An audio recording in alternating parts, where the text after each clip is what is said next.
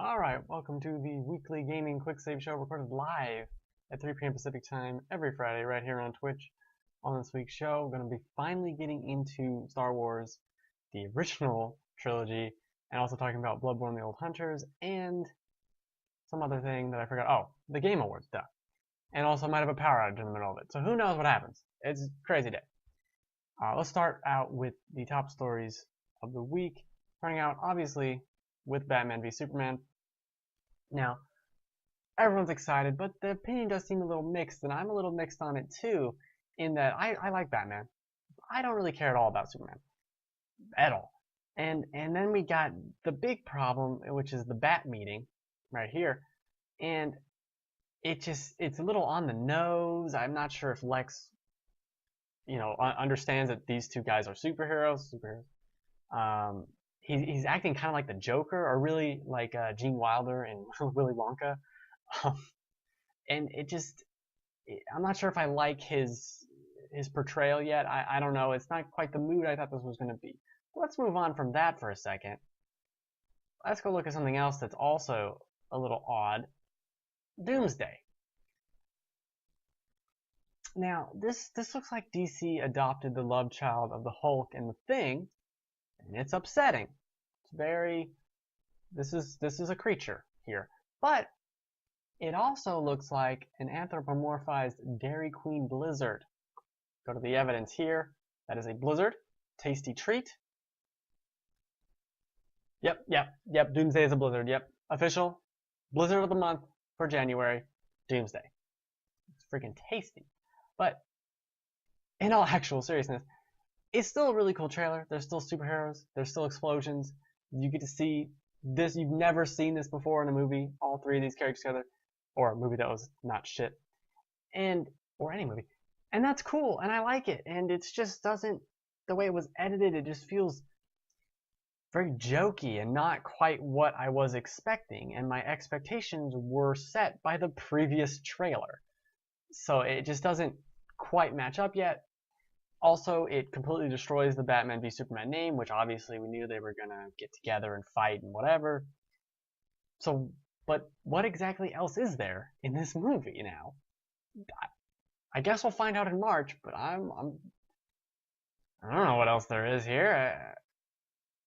Are there even more secret superheroes? We'll find out. In news that is odd, Moschino is teaming up with Nintendo to make some kind of weird Super Mario themed clothing line. And three questions. One, what's Moschino? Am I saying it right? Probably not. Definitely not. Two, why is this girl so attractive? This is very un-Nintendo. And question three, why isn't she wearing pants? In none of these pictures she's wearing pants. And that's a serious issue. It's one that I'm going to get to the bottom of very, very quickly, to her bottom. The bottom of the situation. Her pants are missing. It's a crisis. I'm on the case.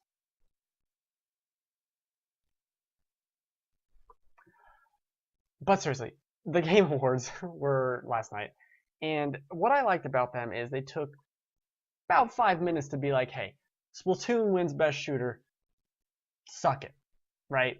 And I just think that's funny, but it's not all good news, because once again the Souls series is snubbed.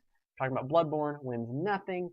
I can't say I'm too surprised. I don't think they've won anything out of the VGAs, the VGXs, the Game Awards 1 or 2. This is 2. But it's just a little disappointing that once again they miss out on what is the true one and only game of the year. Praise the sun. Okay, game of the year. Also, Konami continues to act like a 2-year-old child and like, Kojima made a game that people he can't get the word. Alright. We get it, Konami. You don't want to have any fans anymore. It's fine. Do what you gotta do. But don't be mad at Konami for this move, because, I mean, this is likely the last year we'll ever talk about a game they made. Just being honest here with you, Konami. Just being honest with you. And in the last bit of news, oh, that's a mistake. The PlayStation experience happening tomorrow. I don't want to do predictions. It's a little late to do predictions too. But what's going to happen in the next couple of months, what I think is going to happen is we're going to see, obviously, a lot of shenanigans going on with PlayStation VR. And I don't think it's going to be good. I think they're going to overprice this thing. They're not going to support it very well. I've seen no evidence of the contrary. We look at the failed PlayStation Move, PlayStation Vita, as much as I like my Vita. PlayStation Now, they don't even talk about it. They barely mention it. And beyond that, I don't see any reason to buy this headset or any headset. And look at around here. I got a Link plush over here. You can't see it right now. There's Link plushes over here. There's Amiibo down here. There's Amiibo here, over there. I got 6 freaking Pikachus over there. I buy a lot of dumb shit. So if you can't sell this to me, who are you selling it to? I have zero interest in this. I am your audience. I am your perfect dumb buy garbage audience, okay? So that's the concern. My fear, this thing is going to be $300. It's not going to be really supported by anything substantial, and it's going to bomb. So it's a very heartwarming and uplifting prediction for PSX and the future of PlayStation VR, which is disappointment. And with that, let's get right into the topics of the week. Sorry, VR, sorry. Just don't like you that much. It's not you, it's me. It's you.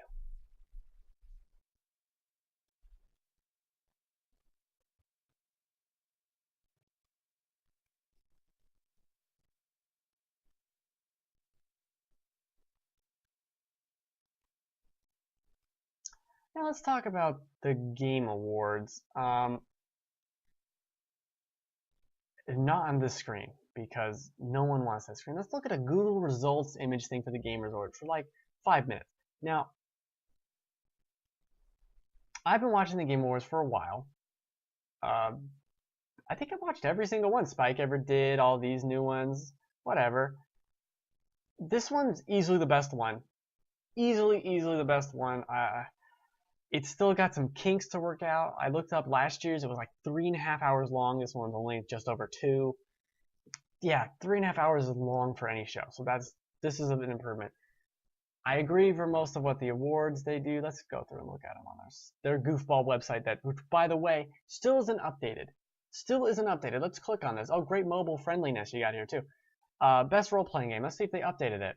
Oh, they finally did, because it wasn't like that 2 hours ago when I checked. You freaking idiots. Anyway, throwing stones for no reason. You hear my stomach ring? It does not like the game. But there wasn't a lot of exclusive, interesting things. It was constantly trying to sell you shit. This Go 90, which I'm still not sure what it is. It's an app that has zero appeal to me. That's what it is. We got Shaq Fu. I don't know. It's a little awkward to watch at times, but it's probably because I'm so invested and I want this show to be good. But it seems like it goes off almost without a hitch, but then it does hitch, is what I'm saying. It goes off with hitches, and I don't know. It's a good show though, and I think they got some cool exclusives like Spark High Primal looked really cool. That was the first reveal gameplay of that. That's nice. I'm a big fan of churches, so anything they show up to, I like. Even though if you check out their picture on like the red carpet for the Game Awards, it looks like really disinterested. It's pretty funny. And also it kept showing the audience, and this I've been in this theater. I think this used to be it's the Microsoft theater now. It used to be the Nokia theater. It's not very big. It's not like super big. And they could barely even fill out like the first stands after like it's very strange. Like, why couldn't they get more people to come to this stupid thing?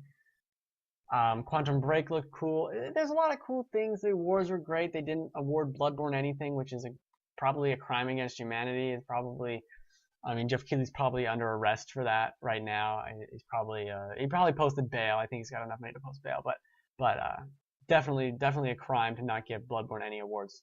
I mean, come on, throw out a bone. Where's action adventure? Bloodborne's a freaking action adventure game, and it's not even nominated here. Okay, probably Metal Gear should win that. Anyway, doesn't really matter. Let's see what we got. Let's talk about some stupid things that happened. World premiere of Rock Band for Oculus. Wow, was that... You hear my stomach right now? That's my reaction. That noise. Because holy shit, that looked so hokey and bad. You expect me...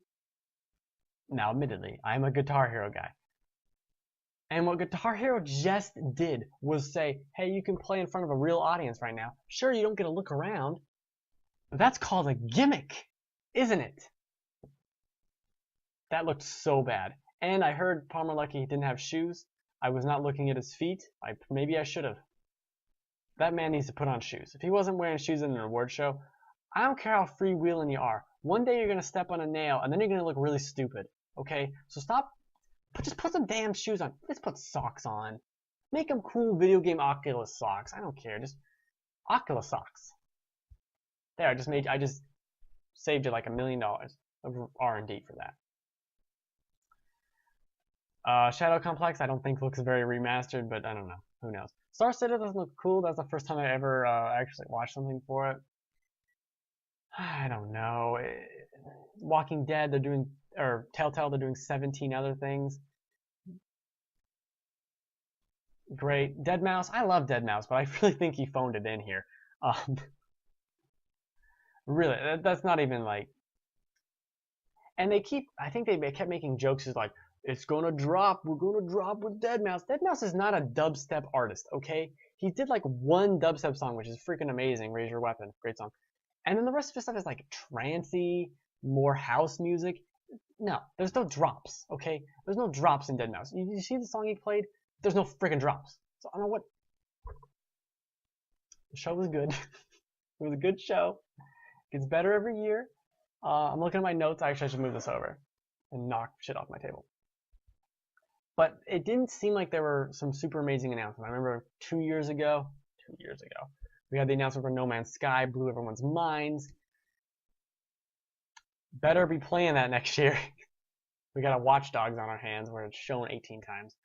Or Division. Thanks, Ubisoft. Speaking of Ubisoft, not a lot of Ubisoft going on at this event. It had maybe a light year, just Assassin's Creed. It's a good show, but as I said, oh, Far Cry's Ubisoft, duh. Not a lot of huge things. I do like it. I do like the show. I do think it's getting better. It just needs to be tightened up. It just still feels a little rough around the edges.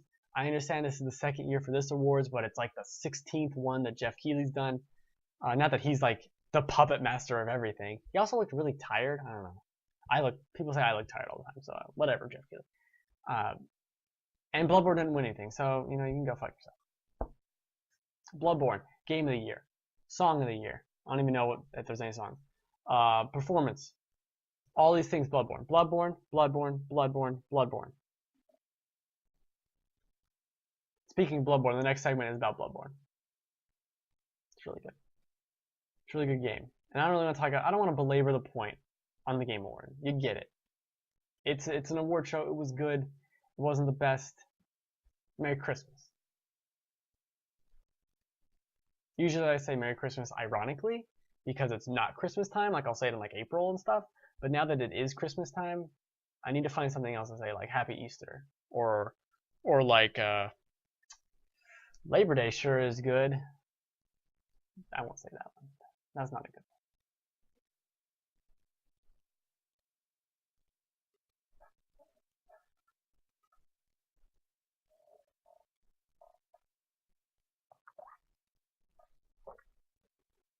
one. Damn, my chair is so squeaky.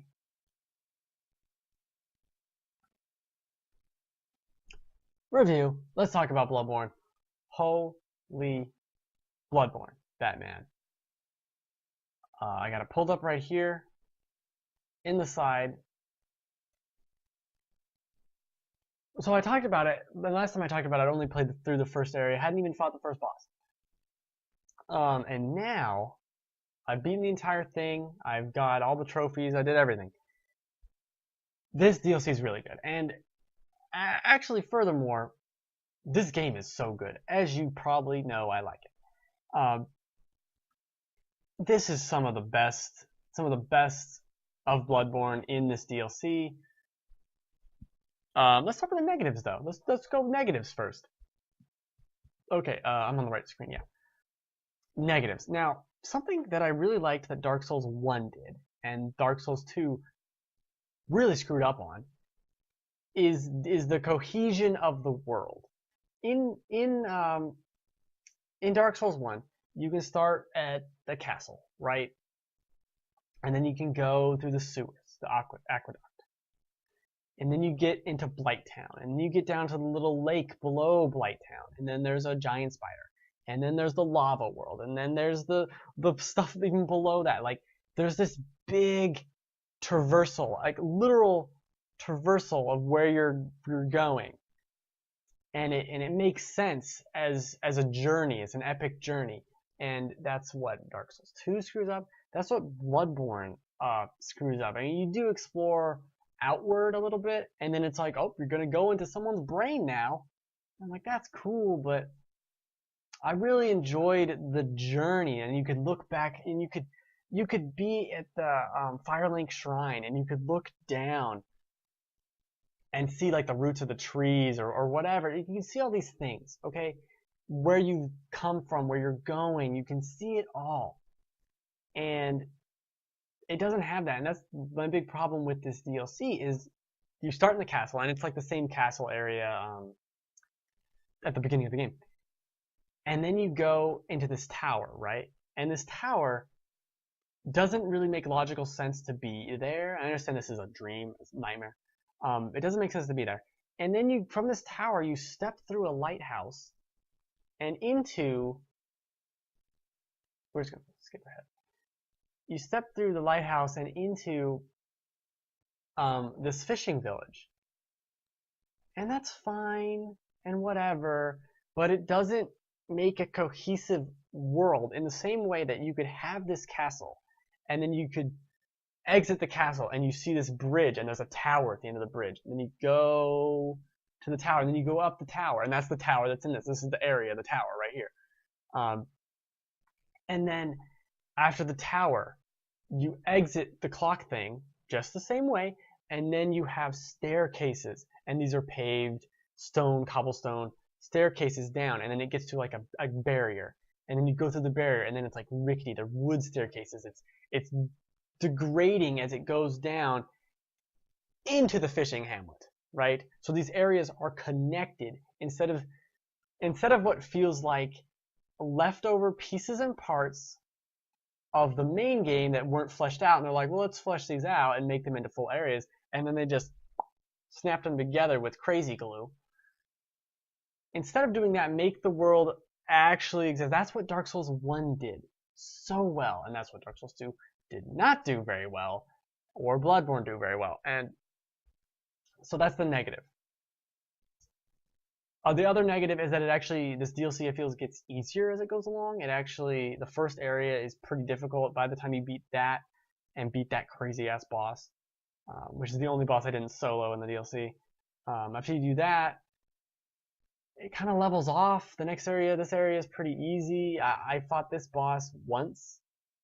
This isn't the boss, but I fought the area boss of this place once and beat it. Never died against it. The last other 3 bosses are pretty good, but didn't take too many attempts. And the fishing hamlet is a very cool area, but it's an area I went through and died like 3 times. I mean, it's not that difficult. I'm not saying I want it to be crazy difficult, but after the first area, and after I'd heard it difficulty does ramp up, I was expecting a little more, and it's fine. It's great. It's Bloodborne. It's freaking amazing. The mechanics of the movement and the visceral attacks and being able to get your health back if you get hit, it's genius. It is so good, so well done. I love the Souls games. I love Bloodborne. It's my game of the year. Hint, surprise. it's just a little like, I would have liked it to be a little more difficult. I mean, this boss, I'll skip to the boss. I think the boss is right here. Yeah, this boss, I mean, I fought her maybe 6 times, and then I beat her. And I don't know, what am I expecting? Because I've played all the Souls games and beat them all more than once. So I don't know what I'm expecting. But I'm expecting it to be just a little more challenging. I mean, it's probably my fault that I did all the Chalice Dungeon stuff to get the platinum. That I have played so much of this stupid game that, I mean, I still screw up right there, did not do good, but this boss,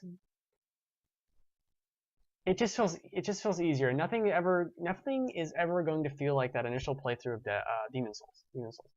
And I guess that's the disappointing fact of it. Nothing's ever going to feel quite right. I was lucky there too. But it's still so good. There's still nothing like this. Nothing that, I mean, we're talking about a game where, and I've played a lot of games, as I'm sure anyone who's watching this has played a lot of games. We're talking about a game that still, when I play it, I'll see a character, an enemy, and not know what to expect. I'll see an environment and not know what to expect. And that doesn't happen. That doesn't happen with any other game series. You know, like you play, like I'm playing Fallout, and I see a building. I'm like, oh, I kind of know it's gonna be. Oh, okay, this is that. All right. There's no surprise. There's no surprise in modern games, and that's what Bloodborne and the Souls series does. With every single area, I don't know what's gonna happen. I go through to the fishing hamlet. I'm like, okay, this is a fishing hamlet, but I don't know what's gonna happen here. There's things jumping out of the sky. There's crazy demon monsters eating you whole. Like, and it still does that. It's still so good. It's so perfect. It harkens back to the days when you were first playing games and you didn't know what to expect, and you got to the boss and you were concerned. That's what the Souls series does so well. It's nostalgic the first time through in a weird way. It's nostalgic of how games used to be, where they had surprises, where they weren't, this is the lava level, okay. Because, I mean, think about it. Dark Souls does have a lava level, and it just throws it all on its head. Like, oh yeah, this is your lava level? You're going to have to walk on lava now. You're going to be hurt the whole time. There's crazy dinosaurs over here. Then you're going to fight this boss that makes no sense and is really just a puzzle, not even a fight. It takes your expectations and it just boop, topples them like freaking Jenga. Also, this Bloodborne's amazing. The Old Hunters, great. It's $20 for about 10 hours. I played a little more because I did a lot of co-op. Co-op really shines with Bloodborne and with all the Souls games. It's great. It's great. It's great. It's great. It's great.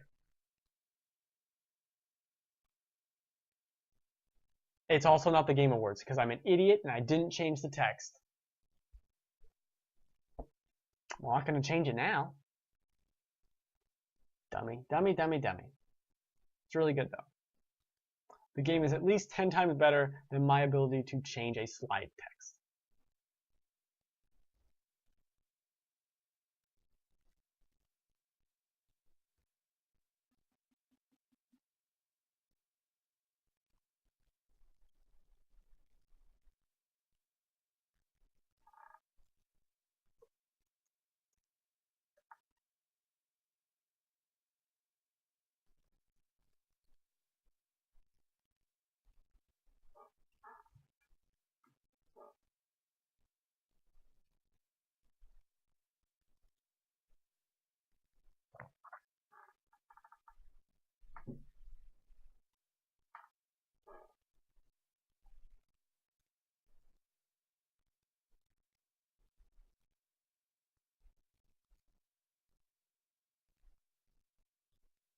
Alright, it's time to continue on the Star Wars train.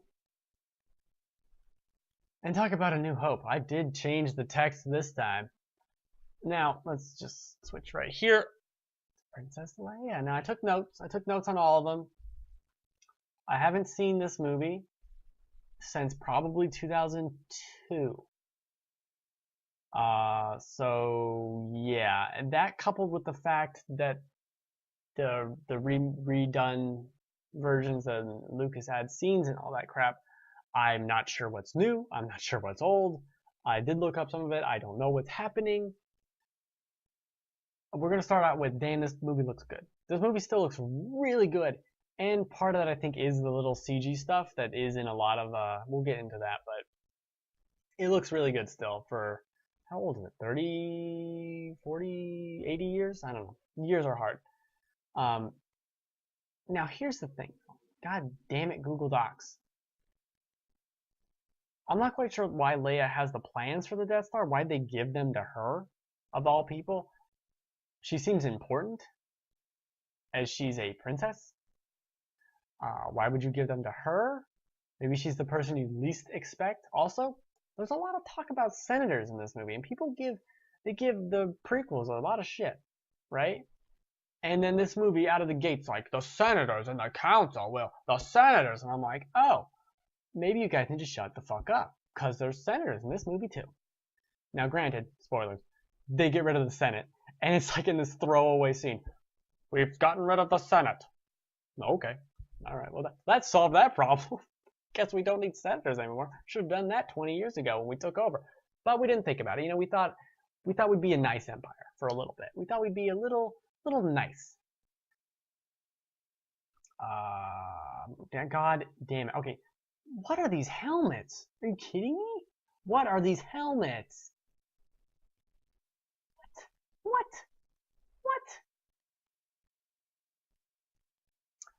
Let's move on from the helmets. I know it's difficult to move on from the helmets. I take issue with this. For one, the Vader helmet in HD, you can see like the edges of it where it's like, you should have sanded that down a little better. I don't buy that Anakin, who is so force powerful, didn't have an inkling that Princess Leia either was his daughter or had the Force. Because she knows she's got to have some of the Force, and she does. Midi-chlorians and all that, you know. The super popular midi-chlorians. How come he doesn't know? Does he purposely not know? It doesn't make any sense. Now, granted, how many years removed is this? Like 20 years? I'm not sure. Don't quote me on anything. Especially Star Wars.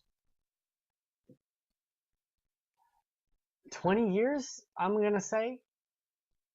So I guess you assumed the kids were dead? Is that what you assumed? I guess so. Right? I just don't... I don't get it. There's a lot of, like, between the prequel stuff that the prequels kind of talk about, but they don't... It's like the opposite of tying loose ends. It's like creating the ends in the prequel, and then they don't get tied up, but they could have been tied up because you made the freaking prequels. So you could have tied these ends and made them be... I don't like it. Also, what I don't like, there's a lot of Tatooine coincidences. Why was Leia so close to Tatooine? Did she know that Obi-Wan was there? I'm assuming that she knows Obi-Wan because Obi-Wan knows her adoptive father. But that doesn't make any sense because Obi-Wan sounds like he's just been living in the hills like a crazy person for years, which we'll get to. We'll move on. We'll move on from that really quick because I just don't see how Tatooine is so integral for every freaking thing. Also, the first 20-25 minutes of this movie is basically a slapstick droid fun time. They are on the ship, bumbling and fumbling. Then they're in the desert, bumbling and fumbling again. Then they're in a cave, getting caught. Then they're being sold by Jawas. It's all over the place. The first 20 minutes of this movie is basically beep boop, beep boop, beep boop. Well, I don't think so. Beep boop, beep boop, beep boop. Don't talk to me that way. And it's so slow and it's so stupid. Why constantly with the robots? And it's constantly with the robots again. Another robot scene. Another robot scene. Okay, then we get to Luke finally. Beep boop beep boop. That's the first 20 minutes of the movie. Here's a good shot of Vader's shitty helmet. And they're looking for the droids, right? They're looking for the droids. This is CG that was added in with the little Stegosaurus or whatever. Not obviously not Stegosaurus because the spine. And Luke, maybe it's sacrilegious. I think Luke comes off as kind of a buffoon and an idiot. Synonyms. And he says a lot of dumb things. And the first 30 minutes of this movie can literally be summed up in, hey, I'm Leia. I'm important. Oh no, I've been captured. And then, we're droids. We're droids. We're droids. And then, Uncle Owen. Uncle Owen. Uncle Owen. That's like the first 40 lines he says is Uncle Owen. Like, okay, we get it. He's your uncle. Stop saying it. He makes a lot of dreamy glances. I'm sure this was very good for him in the 70s, late 70s. But he's such a goober, and he's like, I can't go out with my friends. Oh man, it's so stupid. You make fun of the prequel dialogue. There's some bad dialogue in this movie too. He stares off into space like he's in a cover of a freaking GQ. Now let's okay. So we're gonna back up a little bit from them meeting. So Luke knows Kenobi. He knows Ben Kenobi, who's apparently a crazy wizard and old man, eccentric wizard. He mentions it to his uncle, and his uncle says, "Oh, maybe," or no. Luke is like, "Okay, maybe he means Ben Kenobi, not Obi-Wan Kenobi, Ben Kenobi," which is, by the way, the worst code name ever. Inexplicable. If you don't want to be found, I'll just change my first name. You didn't even change all the letters, dude. So, and then he says, okay, maybe he means Ben Kenobi. And his uncle's like, well, I don't think so. I don't think he exists anymore. He died about the same time as your father. Now, I'm not sure if they're talking about Ben Kenobi, Obi-Wan Kenobi, or whoever, French Fry Kenobi, Kermit the Frog Kenobi. I don't know. I don't know who Kenobi they're talking about. They're talking about one of them. And they get to this point where, and then Luke says to him, he knew my father? You're an orphan. So, more or less. Wouldn't you ask your uncle about your father? Is he so... I'm not telling you about your father. No. No. And did Obi-Wan never go there and say hi? It seems like they know about him. All of a sudden he's dead and Luke's surprised. Oh, he's dead? Who's dead? Obi-Wan? Ben? I don't know. Who? What is happening? It's so muddled. It doesn't even make... Why even give him a code name? And then it doesn't make any sense. And they're saying he's a crazy wizard. Okay, one, Uncle Owen, you met this crazy wizard, I believe. Wait, did you? No, that's not true. He never met. Okay, so he never met him. That's a fair point. I misremembered. Hello, Boris Johnson. But I'm not done complaining yet. They start talking about, oh, he's a wizard. So they mean Jedi. Okay, assuming 20 years have happened between the end of the third movie to the fourth movie, somehow in 20 years, Jedi, the law enforcement of the universe, galaxy, in 20 years, they went from the law enforcement to, I don't know, crazy wizardmen. And that doesn't make any sense. In 20 years, you completely forgot that the Jedi were hunted down and murdered. All of them were just slaughtered. 20 years went by, I forgot about the Jedi. All those wizards? They're wizards now. It's some crazy ancient religion.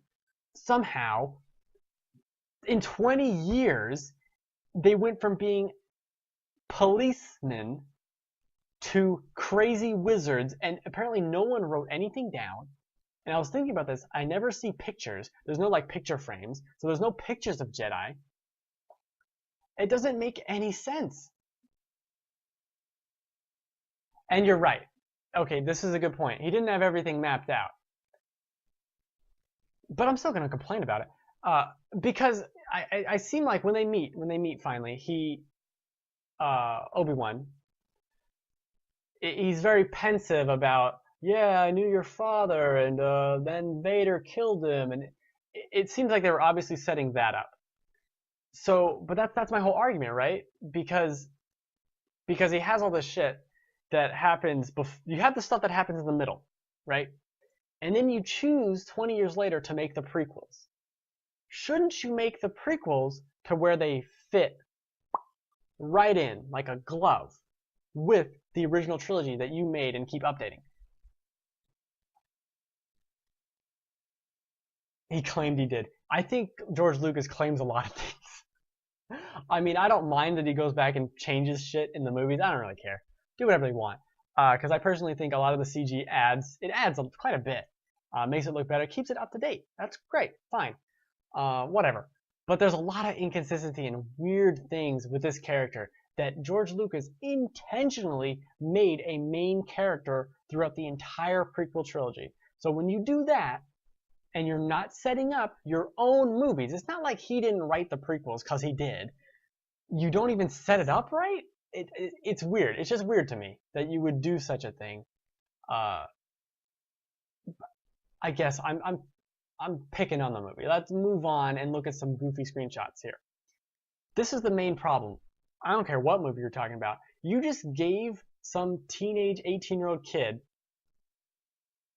I buy that, what you just said. I buy that completely. You just gave this kid a lightsaber, and you literally just said, hey, here's a deadly weapon. I'm going to give you no instruction. 100% no instruction. Goodbye. Goodbye. Here's a weapon.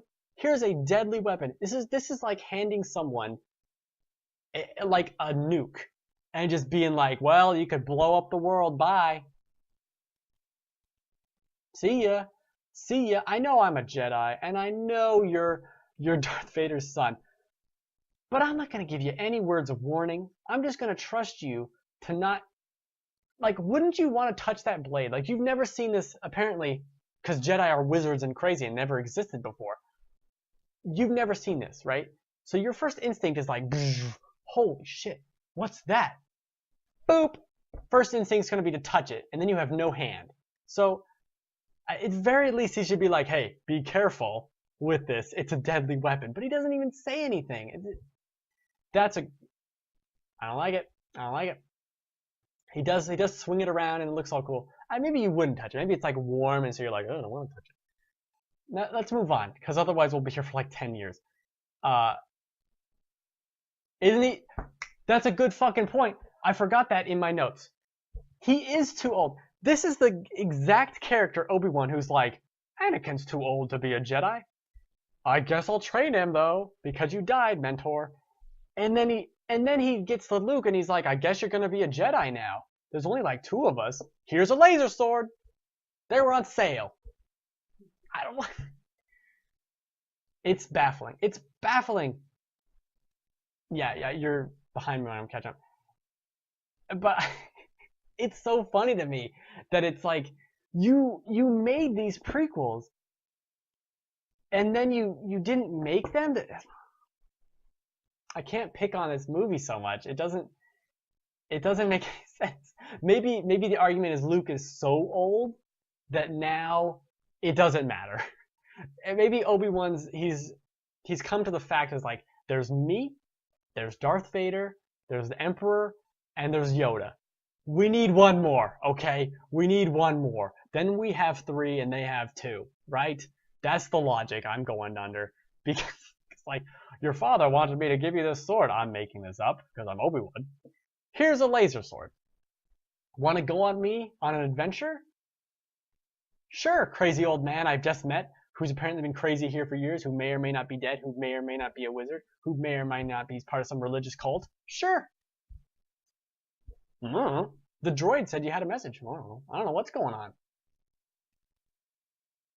Yeah, can't teach an old dog new tricks. And know what tricks this guy knows? Nothing. This is a country bumpkin. This is who Luke is. I don't know where I am in my notes now. It's crazy. And but that okay, in my notes I go back to this. There are apparently no books. There's no written word in this universe where they talked about how as the Empire, wouldn't you want to say, and you'd put this on your propaganda posters, which by the way, I don't see any posters in Mos Eisley. You put this on your posters, the Jedi were bad and we got rid of them. Anyone who talks about the Force or whatever, murder. Okay, but you'd still know about it. You'd still know about Jedi, and every single person in this movie acts as if there's some crazy wizard cult that they'd never heard of. This was 20 years ago. What? It's like acting as if I didn't know that disco was a thing. And I've never heard of it. Disco? Is that weird religion? I don't like it. I don't like it. We gotta get further on in this movie. There's some bad acting from Luke, particularly. The CG, I don't mind. CG's fine. CG's fine. Cantina, awesome. Still very cool. Now let's talk about the bonus scene that Lucas added back in. This is CG. The top one is CG from like 1997, as far as I understand, and then we got the updated version. I love the old CG Jabba the Hutt. Looked like a psycho. Is that he look at his freak mouth. God. It's so funny to me. Look at his sad face too. This scene was added in. It's basically the same scene as with Greedo. Greedo, Han shot first, whatever, blah blah blah. Don't really care. They added in also there is Boba Fett in this scene, and it shows him prominently. And I'm like, that's really cool. He actually was in the first movie. No. This was a deleted scene, and he was added in much later. That's what you get for not watching a movie for 15 years. I don't know what happened. Let's go to Millennium Falcon. Millennium Falcon, really cool, very iconic, obviously. Duh. I'm not sure why it's shaped like this. It seems very impractical to have the cockpit over there. Whatever. I thought this scene with the training was before. Let's train now. I'm assuming he told him this is a deadly weapon. Don't go crazy and just swing it everywhere. I'm assuming. This is where the movie actually gets good. This is about halfway through the film. It's done being a 20-minute slow movie about droids. It's done being 5 minutes of Luke saying Uncle Owen, Uncle Owen, Uncle Owen. Can I go out with my friend, Uncle Owen? I'm losing my voice because of this damn movie. Fan service, yeah, that's what it is. That's good fan service. I'm sorry. Then we get to the good part of the movie, which is when they get captured by the Death Star, and we got the Han and Luke dynamic, which is perfect. It is great. They rescue some dopey lady, Leia. This is more of them having good hijinks. Great hijinks all around. I'm not sure what Obi-Wan's idea is. I know he's taking out the tractor beam, but I'm not quite sure if his real mission was to, hey, I'm gonna fight Darth Vader. This is where the things start to fall apart though too. And obviously, as you're saying, that he didn't have an idea that Leia was gonna be his kid as well, because we have Obi-Wan on the ship. Instantly, Darth Vader's like, oh, Spidey sense tingling. It's time to fight Obi-Wan. And he knows, not only does he know that it's someone with the Force, he knows it's Obi-Wan. It's on the ship, and I'm going to fight him. And that's why he's here. He knows it. So he should know his own goddamn kid. I don't think anyone wants to see Luke shooting swamp rats. But it might have been a better scene than the Jabba the Hutt scene. I'll give you that. Now we got this cool, a very iconic scene in the space hallway. That's what that is. Space hallway jail. Seems impractical, but whatever. I like it. This part of the movie is so good. This is classic Star Wars. This is why everyone regards these movies so highly. Not the beginning. I'm a little confused, so I wrote this down. Is it Leia or Leia? Because they say it multiple ways in this movie. And I'm going to say Leia, because I've said it for 25 years. But the one guy says Leia, and Kind of throws me for a loop there.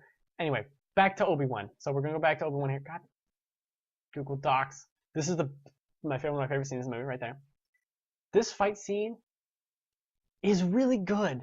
It is so good. Even after seeing all the cool, crazy jumping shit from the prequels, this is still a good scene and it makes sense. You know, they're finally meeting after 20 years and the Jedi are space wizards now. They're finally... Also, why does the word wizard exist in this lexicon? This is a good fight, but I don't quite understand Obi-Wan's plan. I think he has more value alive to Luke than he does dead or space ominous voice, because I think clearly there's no body and this never happens and I have no evidence and I haven't read the books and I know nothing. But clearly his plan was to die and make Vader think he's dead, or weird dead, and he is going with Luke to be his space guidance wizard man, and that's why Luke can use the Force better and he doesn't become a crazy person because of that, right? Because he has Obi-Wan's spirit within him. That's what I can assume. That's what I'm assuming here, because otherwise Luke is having full-on hallucinations. But I don't think that's it. I think what we know about the Force, that seems like the logical extension, is that he is now traveling spirit form with Luke, and that's how Luke can maybe do some stuff, whatever. Then we get to the Death Star. I don't think this plan makes any sense. I don't think they'd have this plan in like 5 minutes. Well, we got the plans for the Death Star. Well, we got about 30 minutes until we all die. Let's go. Okay, that part of the plan makes sense, because otherwise you're just gonna die. But they don't even seem to resist Leia, or Leia, depending on who you ask. They don't even seem to ask her, like, they blew up the whole planet? Like, cause remember, this is like the same day. And they already know the planet, whatever, I'm just gonna...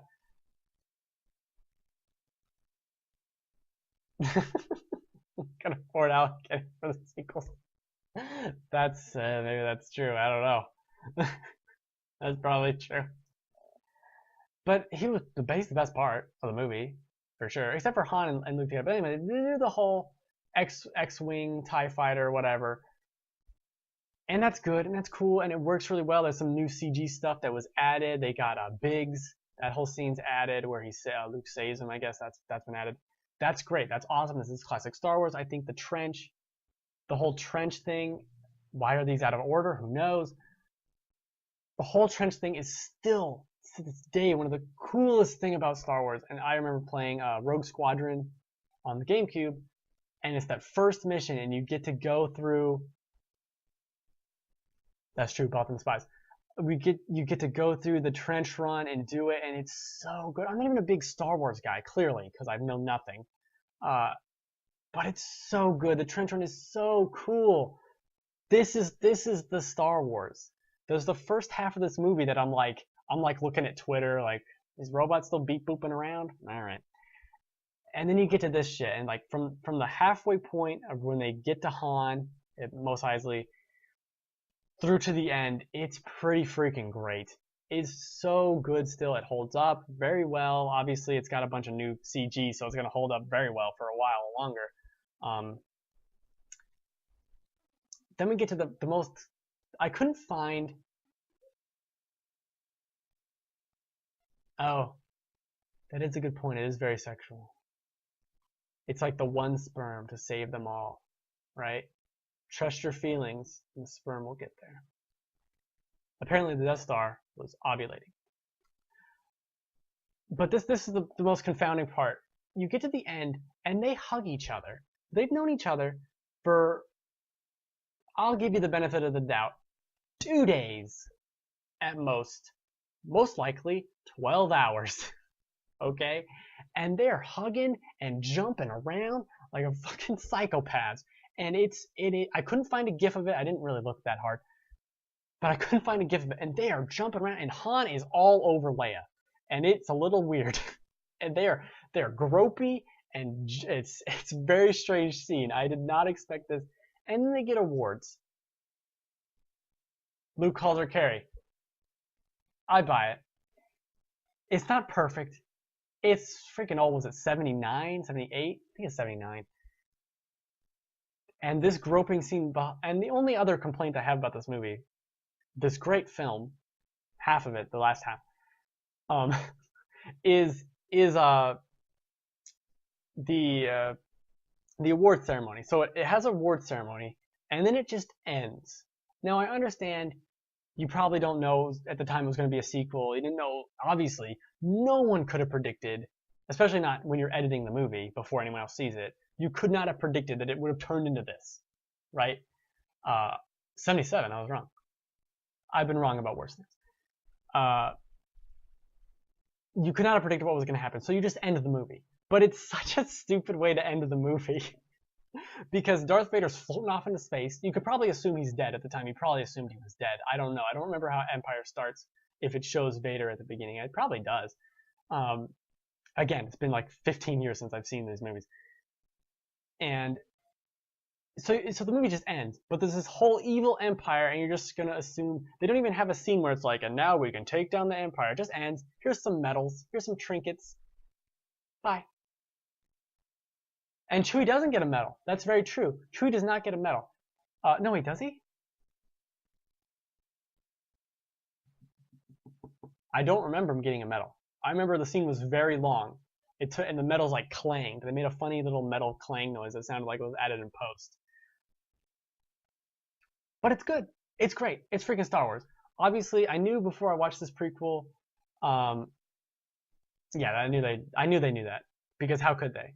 How could you imagine in your wildest dreams, like you're George Lucas in 1976, since I now know what year it came out. There's no way in your wildest dreams that this is going to turn into the biggest thing to ever happen since freaking anything. Name a thing, like since the bubonic plague, nothing has affected the world as much as Star Wars. It's crazy. It's ridiculous.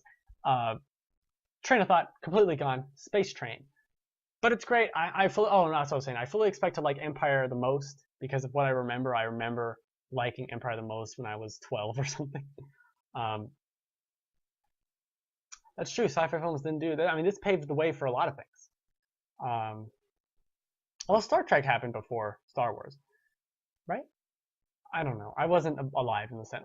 Everything I know about the 70s comes from that 70s show, and I don't remember them talking about Star Trek. So, who knows if it even exists? Not sure. Sliced bread. I'm not gonna say sliced bread. That's just, it's a little. I mean, it's so expected. Sliced bread is obviously still the best thing in my life. Duh. That's all I have to say about Star Wars.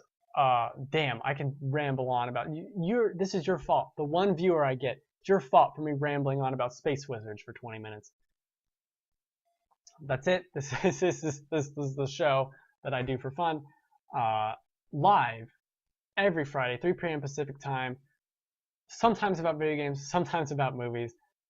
Never informed, never cohesive thoughts. Don't want any of those. Ever. Never want those. So I got plush toys, I got amiibo, and more plush toys in Star Wars. And one day I'll have to bring over, I got the Star Wars, because I never owned them before, I got the Star Wars tins that they just released. They look really nice, they're really good tins. I'll have to put them over here instead of Tally. Got a question? Sure. I will talk to you. You're the only one here. I will talk to you. Sliced bread remains the benchmark. Yes, it does. I'll do my show for one person. That's you. And I put it on YouTube, so 5 other people get to see it.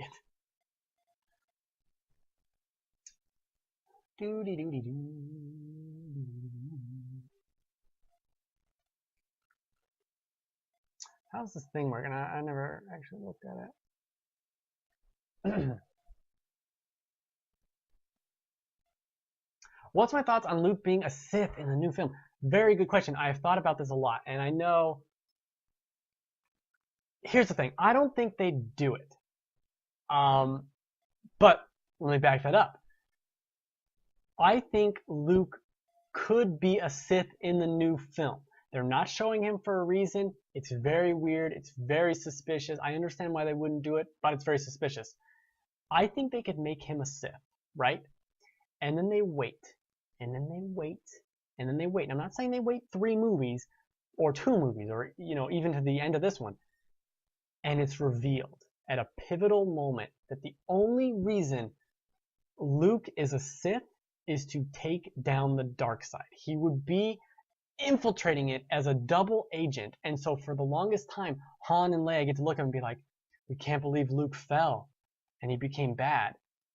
And then at the very end, at the very pivotal moment where he can destroy all the Sith, he does it. He switches sides and he's been a double agent the whole time. Boom! Take that, Emperor whatever the hell, or whoever it is.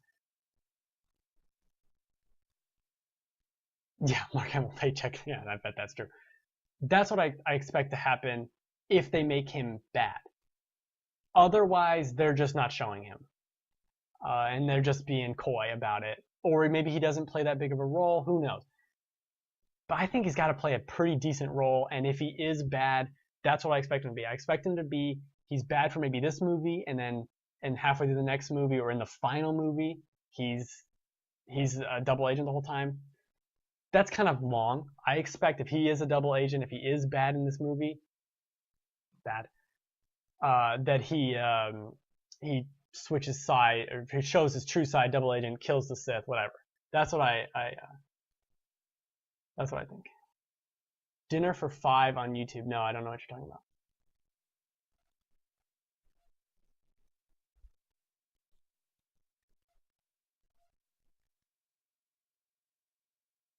I'll go over here and pull it up.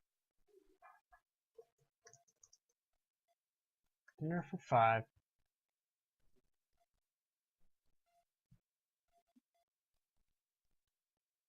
What the hell is this? Filmed in 2005. Oh, okay. I think I have. I've heard something about this. Okay, I'll have to look at this. What episode is it? It's like a series. Okay, I'll find it. You're gonna watch me look at Wikipedia.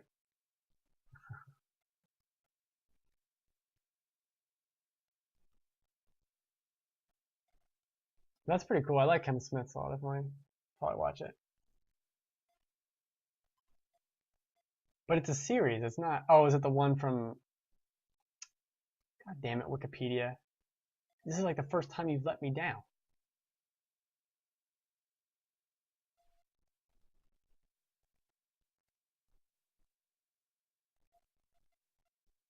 Oh, it says there's 48 episodes.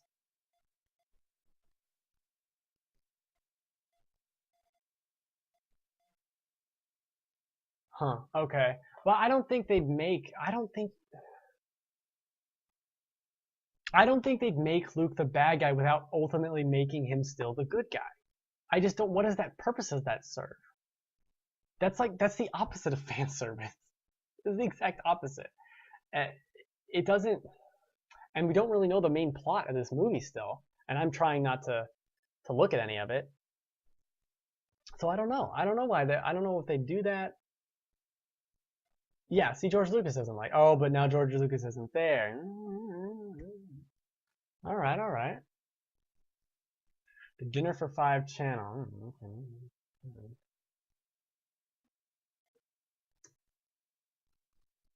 I just, God damn it, Google. I don't think that, I don't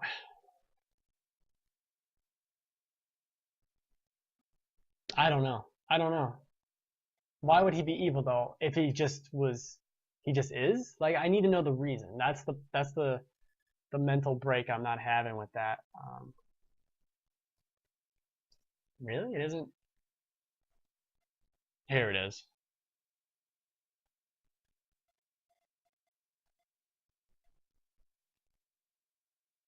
Very interesting. I will have to. No, I agree. Luke being an Obi-Wan character is far too obvious.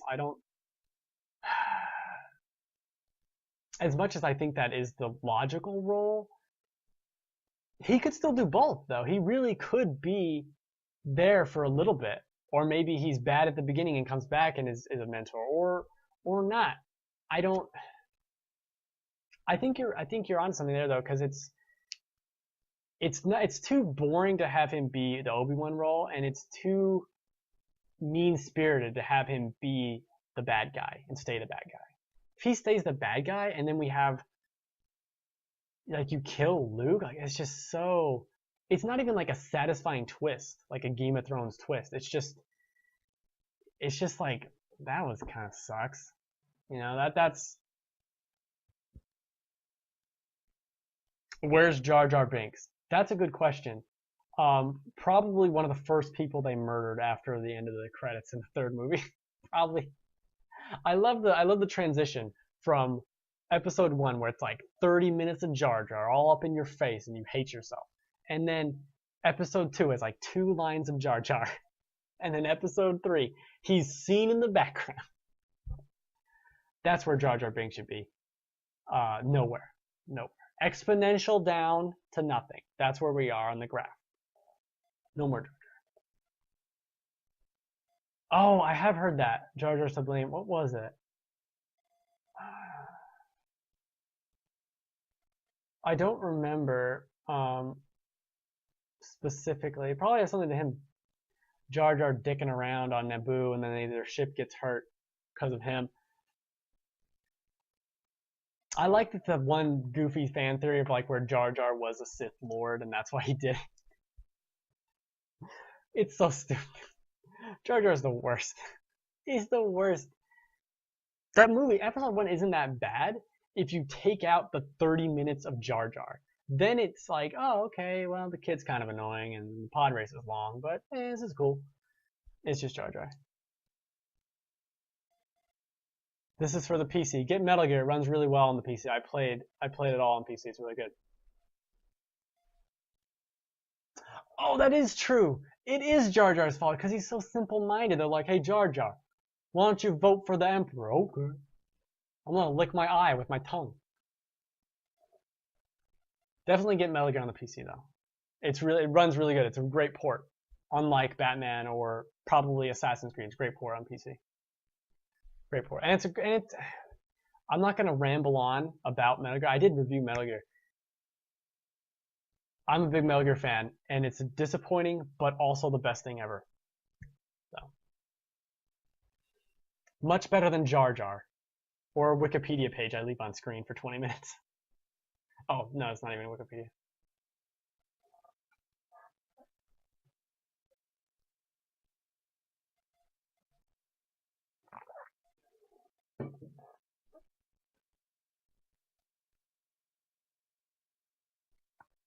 And if there's no more questions, I gotta go play Xenoblade Chronicles X, because I gotta do it. I really gotta do it. It's got space, ships.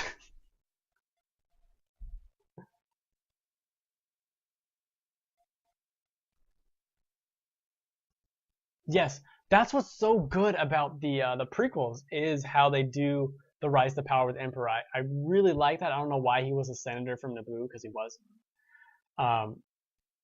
But it's very fascinating, very Hitler-esque here. Yeah, it's completely right. Also, if you're a big fan of stealth, are you kidding me? This is the best stealth game ever made. There will not be a better stealth game for years, regardless if you're a Metal Gear fan. The stealth is so good. I love stealth. I played the game basically like a no-kill run for the most part. So good, so good, so good, so good, so good. There's so much stealth to be had. If you just want to sneak around shit, boom. You got Africa, you got Afghanistan, and then you got where I have a stroke in the middle of this, and that's it. It's awesome. It's awesome. Stealth, fantastic, perfect mechanics. If the shit hits the fan, you can still shoot. It still works. It's great. You need to complete 3, 4, and Peace Walker. Well, you just play 3, and then you can play 5. Watch a video about Peace Walker. Peace Walker is my least favorite. Garbage. Don't even bother. But 3 is my favorite. Play 3. Watch a video about Peace Walker, because you should know. And then play and then play 5. Or, I mean, yeah, if you really want to, if you're a big fan of the series, you definitely want to play 3. And you definitely want to know about POS and all that stuff. Play Ground Zeroes too. I think Ground Zeroes is great.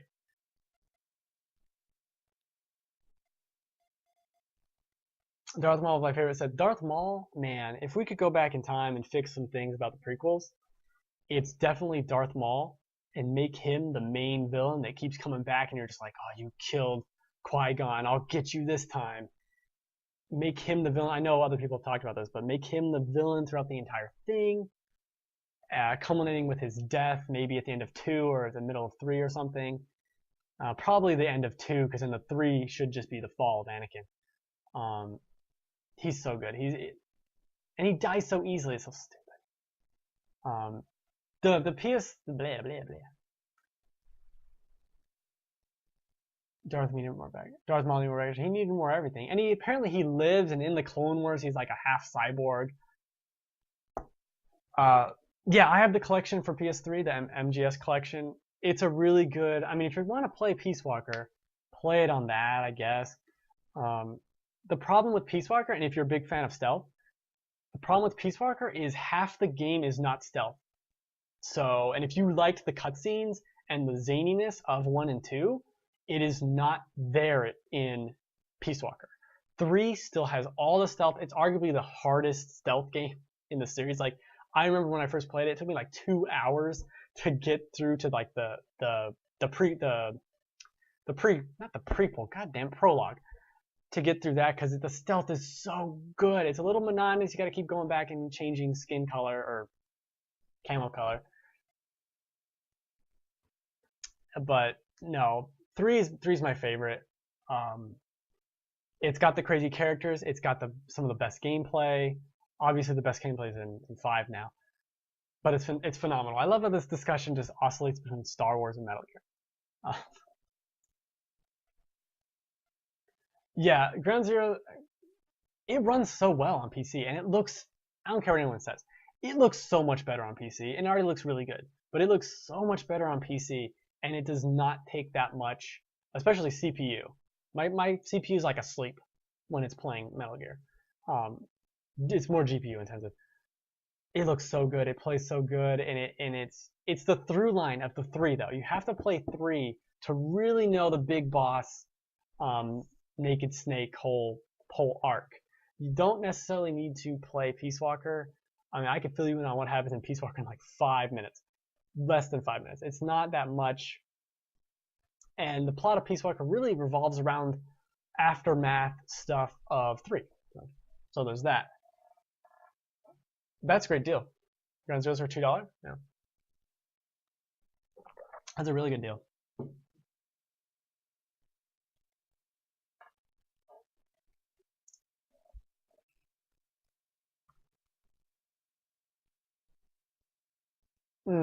Yeah, he didn't have to do a lightsaber. I don't know. It's a missed opportunity. Darth Maul is just the biggest missed opportunity maybe ever.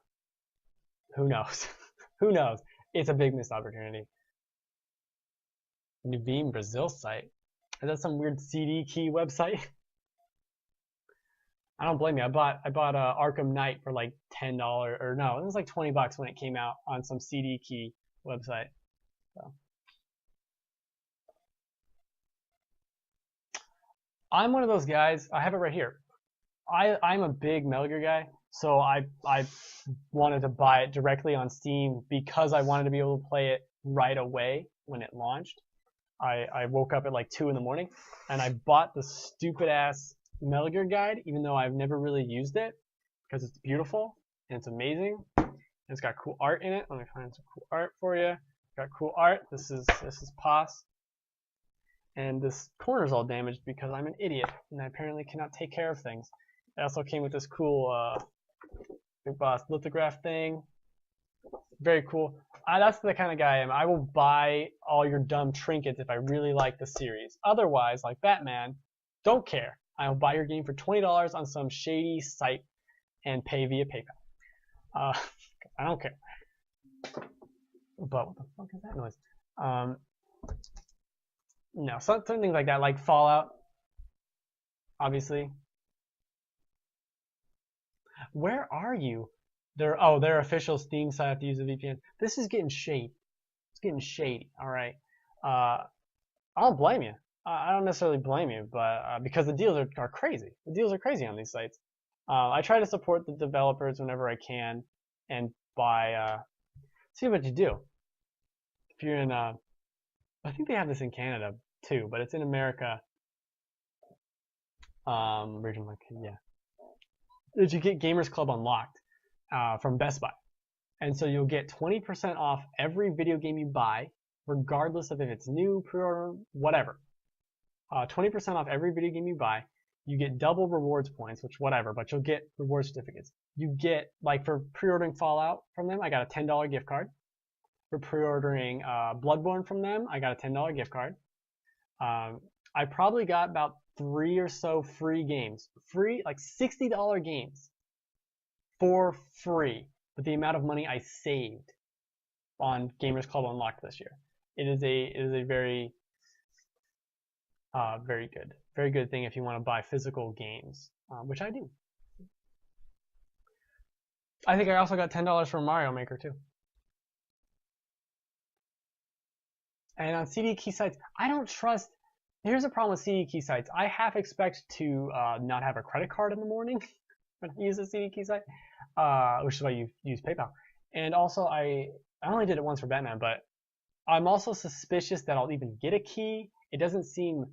I don't know where they're getting these keys. They're probably robbing trucks with CD keys out of physical things. Do you ever think Bloodborne will come to the PC? No. Sony published this game. So in the same way we never saw Demon's Souls, which, good God, how much I would pay to play that on a new system, we're not going to see Bloodborne on PC. Ever.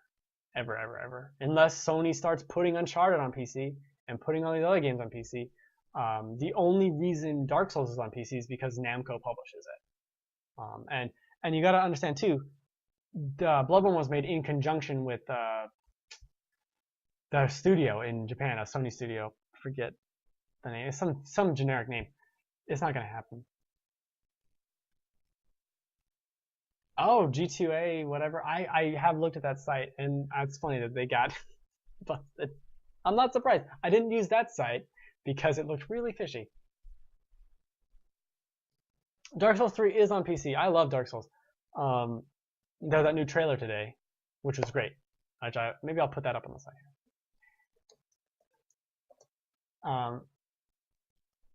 Dark Souls 3 is on PC.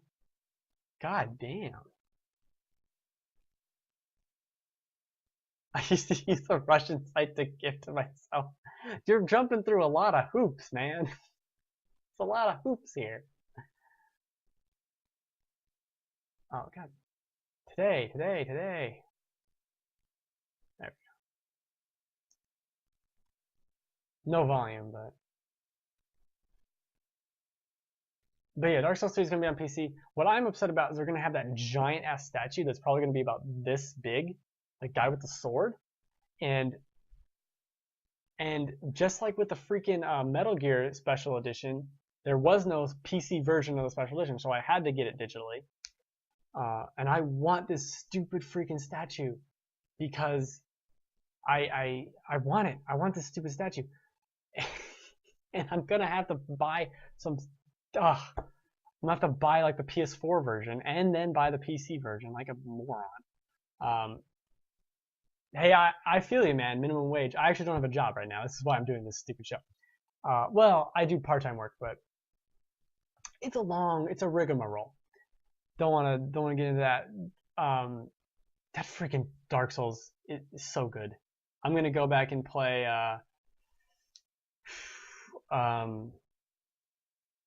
What was it? Scholar of the First Sin. I haven't played that. I played all of Demon's Souls or Dark Souls 2.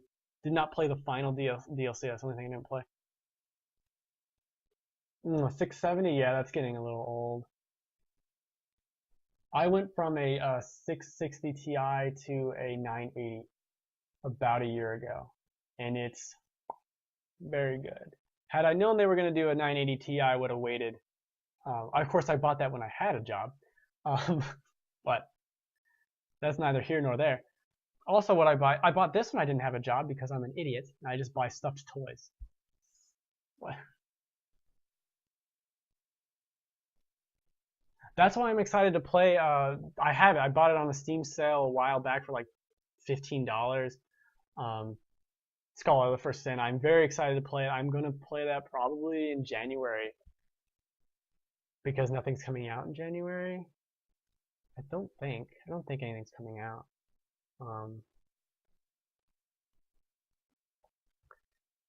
Yeah, there's nothing coming out in January, is there? No, it's Xenoblade for me. Xenoblade Chronicles X, and then nothing until Dark Souls here, and maybe Uncharted. I don't know if I'll get Uncharted. I'm not a big Uncharted guy. I still haven't played 3. Deus Ex got delayed. Mirror's Edge got delayed. I can't think of anything else. I think it's gonna be Dark Souls. I might play through Dark Souls 1 and 2, maybe Demon Souls. Who knows? Because it's time. It's my favorite game series now, for sure. The Souls games.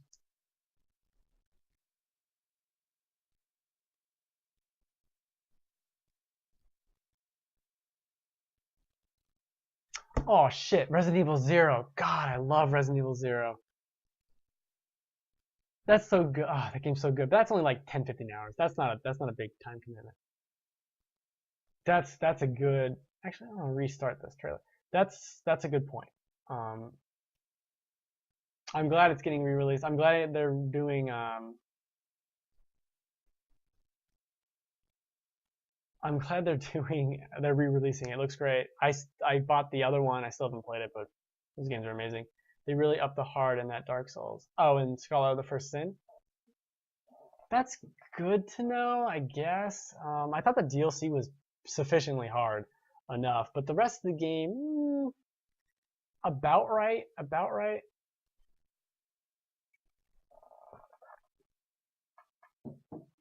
Yes, and Resident Evil 2.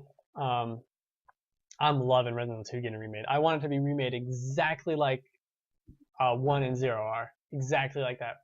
Gonna blow my mind. They can leave Code Veronica alone. I don't like that. Street Fighter 5. I'm not a Street Fighter guy. In my entire life, I've probably played 30 minutes. I had a roommate in college who played Street Fighter 4 a lot. And every once in a while, I just hear him scream like, Zangief! Out of the corner of the room. I'm like, dude, you need to calm down. Stop yelling at Zangief. I don't know what he did to you.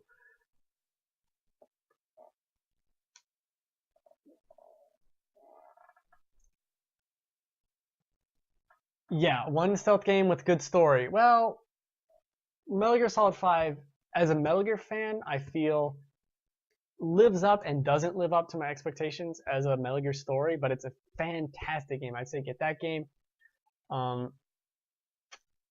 don't even know if I'm allowed to say. Are you even allowed to talk about the Doom Alpha? Because I got in, I need to enter in my code. But I don't think you're allowed to talk about it at all, or even say that it exists. It's like a shadow organization.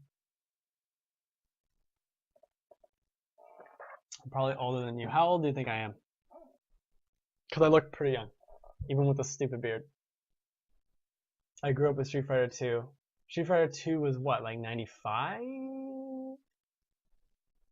Well, if the 69 in your name is your year of birth, then you're older than me. But if it's just a goofy 69 joke, I grew up with Street Fighter 2. Street Fighter 2, when did Street Fighter 2 come out? 90. I'm not familiar. 94 maybe? It was early 90s. 24. I will be 26 in January. Good guess. Good guess.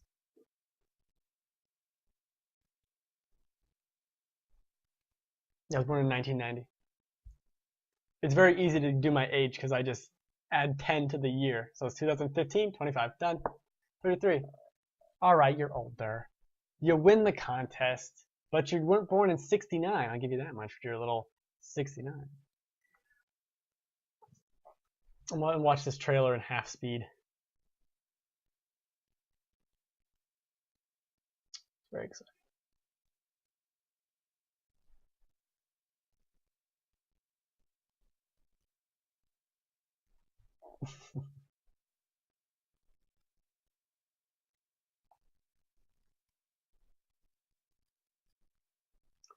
Dark Souls 3, embrace the darkness.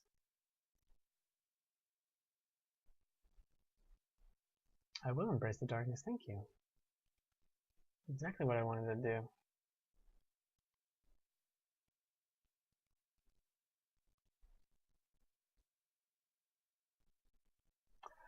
What do I think of this? Is just turning into question hour. What do we think? Yeah, that's exactly. It took them long enough to remake it. I'm confused. Why didn't they just remake all of them? Why didn't they remake one appropriately? I know they released it on mobile as like some shitty thing. They really should just remake 6 because I really would like to go back and play it in a more newer way. I'm not a big fan of 7. I think 7 is really overrated, but that's because I played it after 10 and after 6 and after most of the other ones. But I think it's very smart to remake 7 because everyone won't shut up about it, and it's the smartest business decision that you can make is to remake Final Fantasy 7, even if you fuck it up. It's still gonna make a ton of money, so it doesn't matter. It's a win-win for Square. I don't mind. I'm of two minds with the remaster stuff because on one hand, the 360 PS3 generation is full of games that were just really, quite frankly, should have been on PC where they could run not like garbage. So like when I first built my gaming PC like 4 or 5 years ago, and I played Borderlands 2 on it on PC, like this was a next gen game 2 years before the next gen consoles came out because they're so far behind, and that's why I buy most of my games on PCs. Like they're just better. It's not even that. Even if it doesn't look better, it runs better on PC. It just flat out runs better on PC. Like, and there's a big difference of 30 frames per second to 60 frames per second in terms of the gameplay. Sure, whatever. Because Bloodborne's 30 frames and it's fine. But the difference of a solid frame rate and the power differential between being able to render something at 30 to 60. That's why when people talk about like the Xbox One has to play this game at 900p and 30 frames per second, I'm like, this is a glorified computer that is already playing a game lower than a GPU that came out 3 years ago. And it's upsetting. That's what it is. I played Dead Rising 3 on PC and it was phenomenal, and it was locked at 30.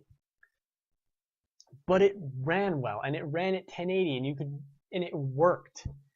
And I don't know. I'm a big PC guy, especially since I spent too much money on it. I never play, and that's exactly. Did anyone ask for a remaster of Beyond Two Souls? If I hadn't have played it, I probably would have picked it up, but no one really asked for that. It also ran like garbage. It runs like shit on the PS3. So of course you want to put it on a console where I actually run it. PS3 is my last console. I have all the consoles because Bloodborne is why I bought a PS4, like bar none. I bought Bloodborne for PS4 this year. I had Order for the weekend and then got rid of it. Obviously, it's really short. And then I got on Black Friday I got Until Dawn for like $12.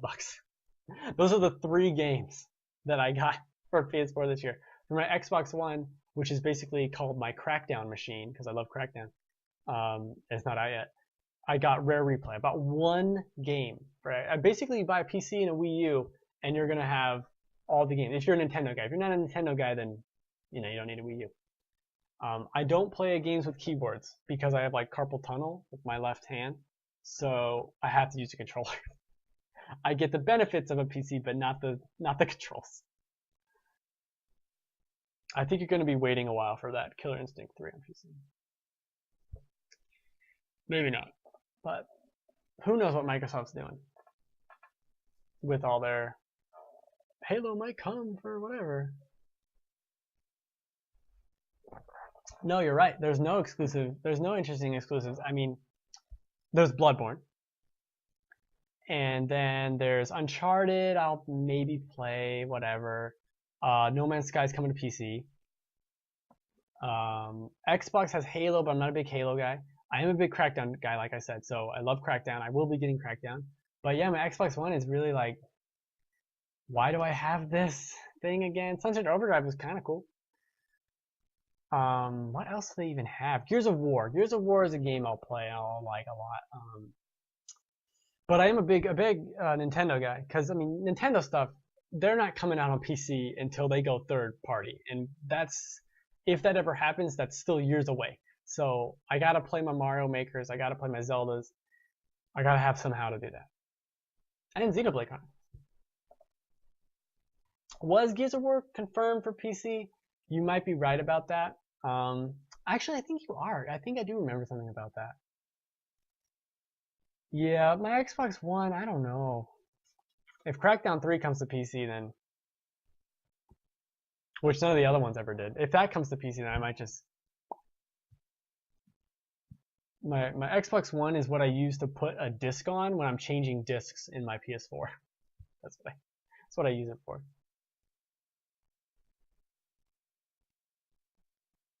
Windows 10 store. See, that's the problem. Windows 10 store, I'm not updating to Windows 10. This is a Windows 8 laptop I have. My gaming PC is Windows 7 still. I don't trust new things. I'm waiting it out. I'm waiting out. I actually want to build. I have enough spare parts that I just need a new motherboard and like another power supply, and then I have another computer and a case, obviously. So I'm waiting to do that, and then I'll make that new PC Windows 10. What do I think of Dishonored 2 coming next year? I don't believe it, but maybe. Maybe. The trailer at E3 was all CG. And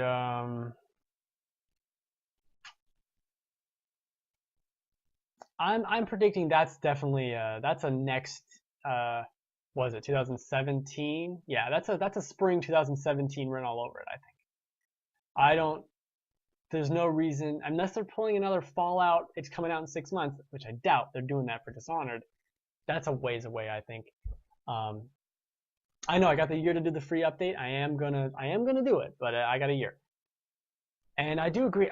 I love Nintendo. Obviously, I love Nintendo. So I grew up on Nintendo. I actually grew up on the Genesis. Mistake. But I love Nintendo, and I do think them going third party is probably the best solution. If this NX thing, which who knows if it's even gonna be good, if it's even gonna take off, who knows? I do think them going third party is probably the best thing they can do. It really is. It's just then I can play the games on PC. It's sad to say, but they've never been that great at consoles. And people have pointed this out before. You look at the sales of the NES, the SNES, the N64, the GameCube. They all are going down. And then the Wii U, even further down. The Wii is this crazy anomaly. You gotta get it out of there. It's just going down and down and down. And for many reasons, it's not even their fault. They make some of the best games. They make some of the best games in the industry, bar none. But everything else, they're just kind of all over the place. And I'm sure the Pokemon Company would love to let these little Pokemans run loose elsewhere. They're not so slow with new releases. They're the only company making games for this thing. Oh man, the Wii U is like, to the Wii U's credit, what did I buy? Yeah, I do buy games for it. It's just, you can't just own a Wii U. You have to own a PC or a PS4 or an Xbox One or something. You cannot just own a Wii U. Like, when I was in junior high and high school, I had a GameCube, and I only had a GameCube that generation. So I was that kid. Every month, I'm like, okay, this is the one release I'm gonna get this month. This is, and sometimes it was great. Sometimes it was Tales of Symphonia, and goodbye, summer, 200 hours of this game. And then sometimes it was The Incredible Hulk, which was a really good game. Developers went on to make Prototype, which is almost a copy of the Incredible Hulk game in a lot of ways. And sometimes it's Chibi Robo, and Chibi Robo is great, but it's no Mario, it's no Zelda, it's no Metroid Prime. I mean, they make so many great games. They just really... Star Fox is... one of these days, Star Fox will be released. Next, it's the spring now. The question isn't where's Star Fox. The question is where the hell was Star Fox? It took so long for you to make a Star Fox game. You didn't know people wanted a Star Fox game. Where's a new Metroid? Where's a new F-Zero? Where's an Animal Crossing on the Wii U? Where's the console Animal Crossing? I don't even care if it's a port. Where's the console Pokemon game? Where's the Pokemon MMO? Where's all this shit? They could be printing, and they've seen with Amiibo. You give us these dumb toys, and we will buy it. So make your stupid garbage. It's the same argument the Final Fantasy VII remake. Just do it, and they will buy it. Just do it. Baffling. Yeah, good talking to you. I will see you. Thanks for hanging out and making me ramble on for 2 hours. Wave Race, 1080 server. I'll take anything. I'll take anything. It's a sad life being a Nintendo fan. It really is. I love Nintendo. I love Nintendo. I love Nintendo.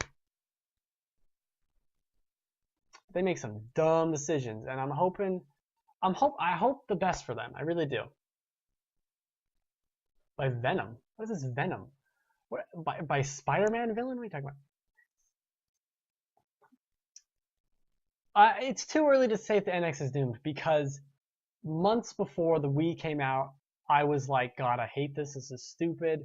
And it sold 1 million units. So who's to say what happened? If it actually is, it needs third-party support. And to get third-party support, you need to be able to port these PS4 games, not necessarily even port, but release them at the same time so that we're getting Dishonored 2 on all systems at the same time. They didn't have that parity.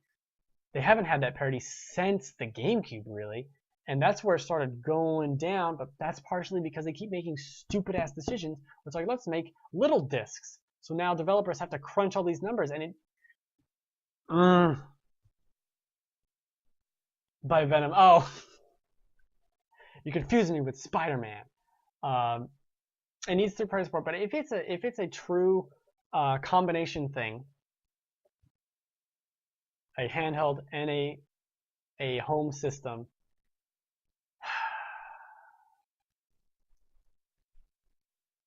I don't know, but they're in dire straits. They are in very dire straits. You gotta look at the Wii U, because on one hand we have this system that has sold in an extra year on the market, it has sold a third the amount of the PS4 in an extra year. So it's not good at all. 10 million units is a lot of units, but it's not enough units. It's got a great attach rate with all these games. It's got some of the greatest, like it's got the best Mario Kart. It's got the best Smash Bros. By far. That Smash Bros. Is amazing. Amazing. I think for the NX to succeed, they need the third-party license fee. It's a good point. They need the NX needs to be able to play Wii U games. I think maybe it needs to even play 3DS games. It needs to be this unifying thing that brings everyone back and says, hey, we're sorry. We fucked up for 10 years. Our bad. Here's our third-party support. You're going to be able to play the new Call of Duty on here. It's not going to have any gimmicky features. It's just going to be Call of Duty. It's just going to be Assassin's Creed. It's just going to be Madden. I mean, you know your system's doing bad when it doesn't have Madden. Does it have Madden? I don't think it does. And it's, yeah, no, you're completely right, because that's, they make a cut. The system manufacturer makes a cut. You know, it's basically the tax for letting you put your game on that system. The developer pays. It's built into the price of the disc, but they're getting that cut. It's the same reason why they want you to buy controllers and stuff, because the overhead on those is much lower and they make a lot more money on that. You know, consoles are a loss leader, essentially, but they get you in the door and then you buy all their shit. It's the same thing with the Vita, which I'm sure the Vita, they're probably still losing on every Vita sold, they're probably still losing money. But you make money on those memory cards that are $800. I don't think EA supports the Wii U at all. I just buy the exclusive games that are from Nintendo, so I don't know. I know the last game I saw that came out on the Wii U was like Just Dance. And actually the new Guitar Hero came out on Wii U. But I'm not sure. I came out on phones and everything, so it might have been made with Unity, so they just click the button. Yeah, I don't think they support it. I mean, when you don't have the sports franchises, when you don't have the CODs but I mean, even if they did, even if the Wii U had all that stuff, is it going to be successful? Is it going to take? Are you going to buy it over a PS4 or something? Like, I don't think so. This is becoming the Nintendo box for Nintendo crazy hardcore people like me, and that isn't sustainable. They have this big audience of people who don't even play games, who are PS4 owners, are Xbox One owners, who know all these things. They know Mario, they know Zelda, Link, and they should be going after those people, and they can by releasing the games and becoming a third-party publisher. They're not gonna fuck it up like Sony, or not Sony, like Sega did, where Sega's like, oh, let's make increasingly worse Sonic games. The best thing that Sega's done is to have that goofy Twitter account. React to this. Oh God.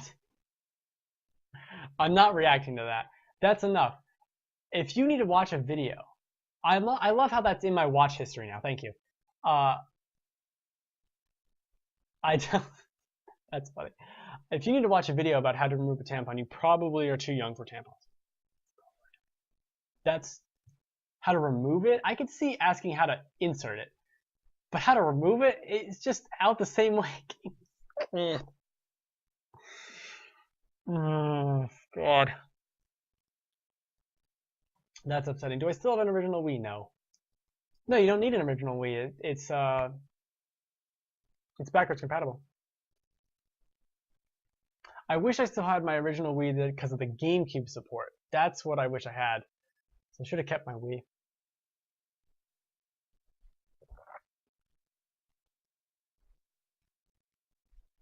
That's what they're saying. It's going to be a home console. It's going to be a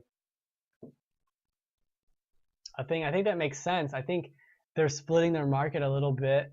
There's no reason for me not to be able to play the new Fire Emblem on my TV. There's absolutely no reason.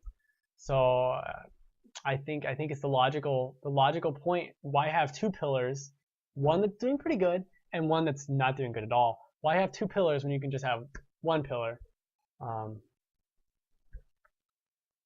It just makes sense.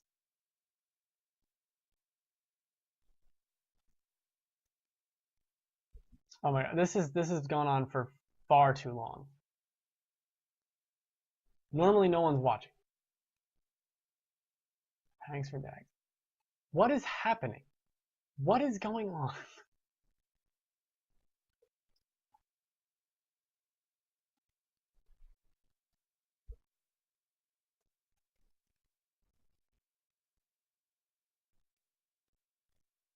That's cool and all, but like nothing's better than shit. What the fuck's going on? Nothing's better than actual Nintendo stuff. I'm gonna say my name. The Super Fine Live? Why? I'm deleting your. How do I delete comments?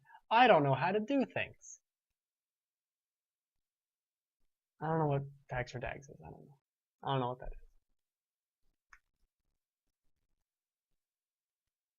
I'm gonna keep watching the Dark Souls, Dark Souls 3 trailer.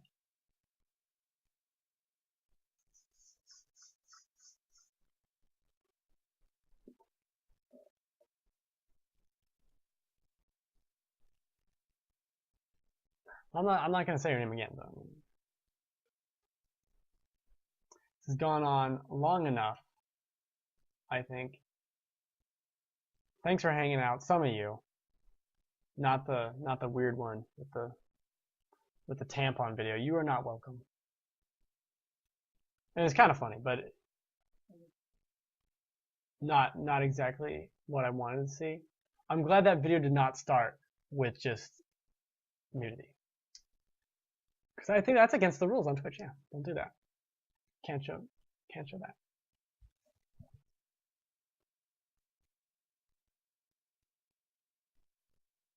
Oh, that's cool. That's a cool thing. Alright, I'm gonna call it. It's been, usually I only do this for like 45 minutes, and it's been an hour and 45 minutes, so thank you. That's cool. I get to talk to people. That's fun. I do this dumb show that's usually more about subjects. This is just questions.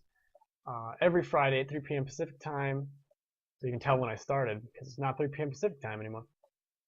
Usually I do not watch videos about tampons. Also, I usually do not watch a video about Dark Souls 17 times in a row. And usually there's less people. Fewer. But thank you. Good night. Merry Christmas. Happy Easter. Hope that tampon thing works out for you. Whoever did that.